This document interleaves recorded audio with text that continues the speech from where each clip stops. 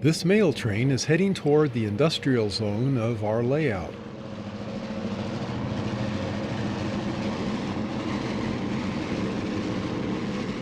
The industrial zone is about 20 feet long. That's 1,740 feet in HO scale.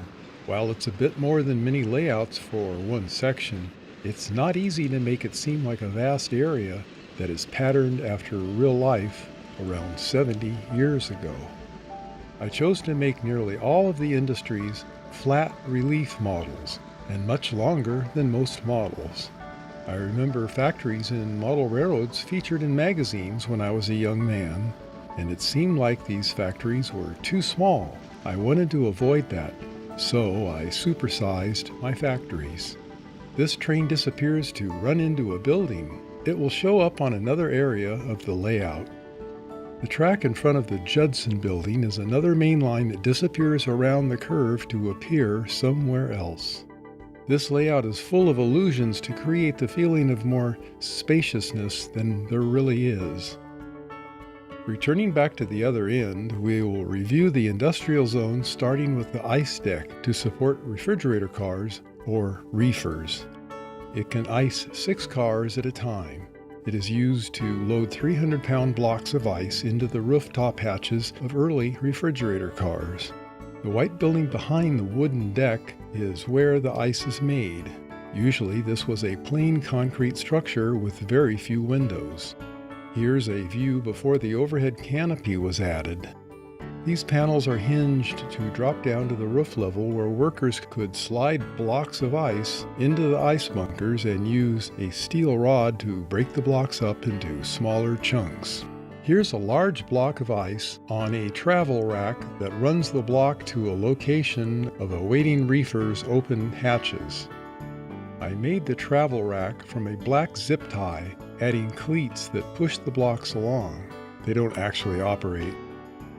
This green contraption has a horizontal conveyor belt that runs blocks of ice from a hole in the wall to a synchronized lowering conveyor rack of machinery down to the deck's flooring. Lacking any detailed photos of a machine like this, I imagine how it could be approached. During my own engineering career, I have never designed this type of structure, so it may not be convincing to an expert. Anyhow, it was fun to imagine a solution. Here's a night shot with the overhead canopy in place. I still have plans to extend the deck to accommodate a few more cars as time permits. Right now, the installation is around 32 inches long. All the lighting is by 2x3mm white LEDs. They are run with a very low 4 milliamps of current to keep the brightness at a lower level. The panels are hinged and posable, but I kept them up to avoid shearing them off when switching cars around. With this local pulling us away from the industries, let's review where these models portray back in time. The Oakland Bay area was long ago crawling with industrial areas that employed many thousands of workers. They had steel mills, food processing, chemical plants, manufacturing of machinery and electrical goods, to mention a few. We'll borrow a few graphic maps from our 2 Key System documentary DVDs. Along the path of San Pablo Avenue was a wealth of industries. The 3 orange lines were the SP main lines that acted like a magnet to factories on both sides of those tracks. The yellow lines were Key System electric lines used by the Oakland terminal to serve more industries. The line down Adeline Street brought the Santa Fe to its Emeryville yard as well. And the industrial corridor that I model stretched from West Oakland to Richmond, California, all along the San Francisco Bay water's edge. Next is an Albers Mill to process grain-based food products. There really was an Albers plant on the SP's mole that jutted out into the bay. However, this model is loosely based on a smaller plant that was in Portland, Oregon. This complex takes up 36 inches of real estate. There's more information on this mill scene's construction details and parts sourcing on a link below to 1000 Model Railroad Ideas, Building a Large Grain Mill. Next in line is the Westinghouse manufacturing plant. It's made from a Walthers kit called the American Hardware Supply. Here's a night view of the type of signage seen in the Bay Area in the 1950s. This model in flat relief used all the kit parts to extend from 13 inches to 32 inches long. The Westinghouse company actually had a number of regional factories with very similar architectural styling. The company got its start inventing the railroad air brakes, then branching out to signals, traction motors, elevators and escalators, home appliances, power plant electrical hardware, and finally TVs and even jet engines. I set a trackside indentation for a loading platform to serve a siding. 2 directional doorways allow forklifts to circulate without collisions. This platform can serve outbound goods and inbound supplies. An SP station has a house track to the right of the screen that leads to another grain factory. In the distance is a 48-inch long Del Monte food plant. The company in the Bay Area started with the name California Packing Company. They had a wealth of food packing plants in the Bay Area once upon a time. This flat relief model is over 48 inches long. The left-hand portion was made from Design Preservation Models modules that are now available from Woodland Scenics. This food plant was a feature in a model railroader magazine in October 1980 that I wrote. Later in 1996, it was one of the fully planned sections of Model Railroader's book called HO Line-Side Industries You Can Build. Don't forget to add numbers on your doorways for the railroad crew to know where to spot empty cars. I expanded the factory to the right using a more modern modular style to represent a later expansion of the plant. Like most of these buildings, the implied notion is that the truck access and the parking for employees is on the hidden side of this building. We can only see the trackside of these facilities from our viewing vantage point. The water tower is from a photo of a real model photoshopped with the added name Del Monte and reduced by around 20% in size and bonded to the painted backdrop to look more distant. It was all done in Photoshop. The same is true of the smokestack to the right. I used photos of industries printed in perspective views to fool the eye and create more depth to viewers between the buildings. The upper building behind the sign is really a photo of parts of the real model printed on flat finish photo paper and reduced by about 40% to look further away. After photoshopping the work, I cut it out and glued it on the painted backdrop. The lighted sign was casting a lighted area on the sky painted on the backdrop, so it seems more natural that the light would be cast on a printed distant building than the sky. LEDs light the interior. After passing the interlocking tower on the right, we can see the Sherwin-Williams paint factory. Behind it is a Beacon storage building. The animated neon sign was a feature of the real Sherwin-Williams paint factory that once operated in Emeryville, California. The sign was visible for miles at night until they moved out of California. The sign is from Miller Engineering. I fabricated the structure to hold it out of junk box parts and structural plastic shapes.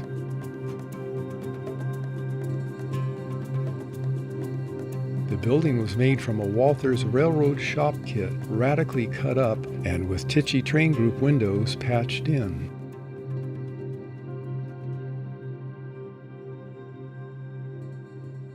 The gray building to the left is a very flat relief of a generic building to just fill the space. The Beacon's truck is heading to the Beacon storage building that helps fill the visual void to the curved backdrop. Here's a better look at it. It was scratch-built from art illustration board and Tichy Train Group windows. It combines styling features seen in many smaller cities in California that were served by Beacon Storage Company. There are 3 arched loading doorways that serve trucks. One of the 2 tracks serving the paint factory can accommodate a few tank cars with a pump house, unloading zone, and storage tanks. On the backdrop is a flat relief of a Heinz food plant with a walkway for employees to enter and exit the building. This brand was another factory along San Pablo Avenue where it crosses Hines Avenue. The Judson Company began in 1882 and ran until 1986. They had buildings all over Emeryville and Oakland involved in steel and manufacturing assemblies out of steel. My scratch-built model is a steel stamping and bending shop that supplies steel-punched chassis to the growing electronics industry for, namely, televisions and radios. Their biggest customer here is the General Electric Company plant next door. The Judson and GE plants have no rail access. They are served by trucks. However, those trucks can come from the team track and unloading ramp for trucks not too far away. Not every factory needs a siding of its own. This is a main line that disappears around the bend where a caboose can be seen. The grain bins hide where the track is going. It pops out of a tunnel in another rural scene on another part of the layout.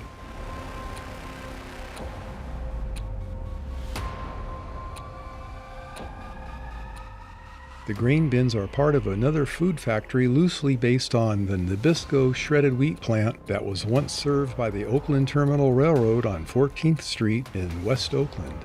This is another scratch-built building made to resemble the West Oakland factory. It's a very large structure that was chosen to further view block where two separate main lines disappear into the unknown. The grain bins are from Walthers, and the concrete grain storage silo with the head house is Walthers number 933-2942, and it's an HO scale kit. Well, that wraps up the tour, but be sure to watch the following two videos on our DVD video products for model railroaders that actually come with plans you can print and full instructions.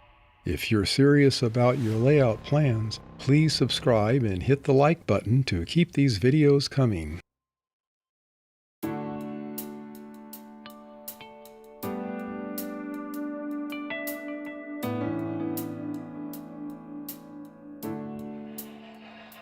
In this presentation, we feature models of the steam to diesel transition era. That would be something like 1955 or so. Our time will mostly be spent outlining building techniques and using various tools and materials that you might be unfamiliar with just yet. In this volume, we will see flat car, box car, and tank car construction.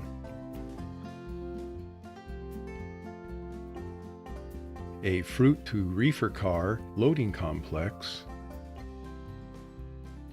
a rail bridge, a highway bridge, plus simulating country road pavement.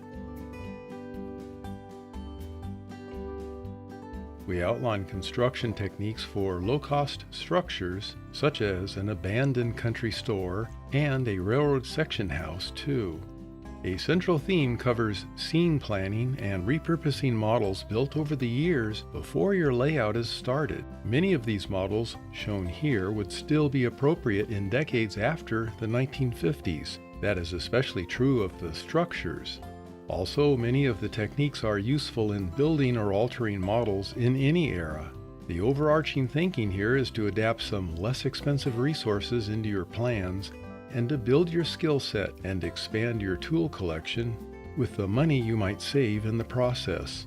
Whether you are still building models for a future layout or trying to design a layout with models already built, this might help your ideas to crystallize.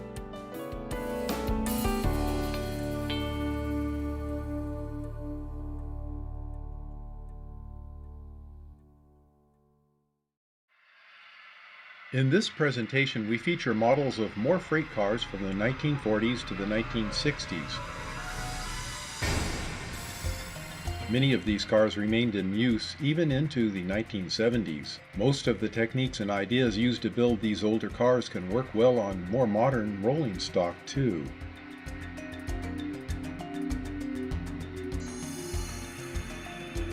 In this volume, we will see ways to use low-cost materials to build classic gondolas, a variety of early-style covered hoppers, and some great-looking freight car loads too.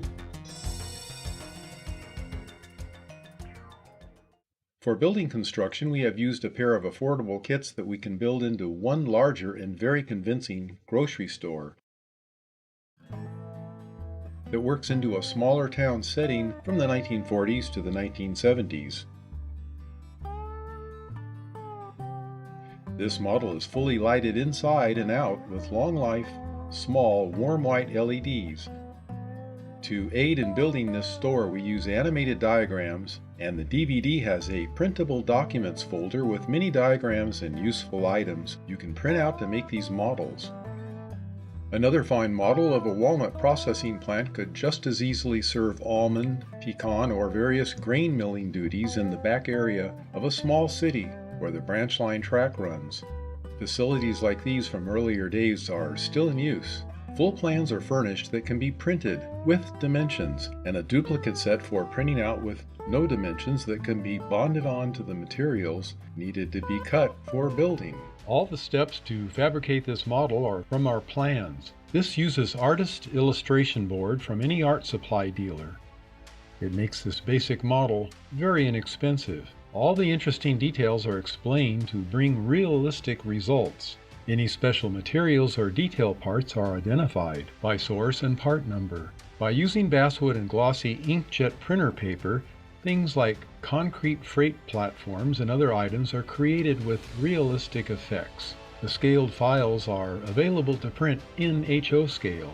Roof details are important, and we use techniques to highlight the implementation of these items. A number of small detail parts are made from just bits of scrap material, so when they are painted, they have the right look. Rain downspout drains using scuppers are fabricated and installed to work with a slightly tilted flat roof. Many of these techniques can be used on many other buildings too. We show how to make things like concrete stairs and truck loading pads out of basswood. All the steps are in this video to build the model like this one, including the signage. The basic pieces can be built into much larger models, and we explore that too. These sections can really make good flat models for scenic backdrops too. Let's look at some inexpensive rolling stock models, such as older plastic Atheron and model die casting roundhouse models that are easy to improve, and we show just how. Building the freight cars from older, inexpensive Atheron blue box and model die casting kits are features in this video with guidelines on how to build very rewarding models. The theme here is to adapt some less expensive materials into your plans and expand your tool and technique resources in the process. The techniques are generally useful in building or altering models in any era. Whether you are still building models for a future layout or trying to design a layout with models already built, this might help your ideas move ahead.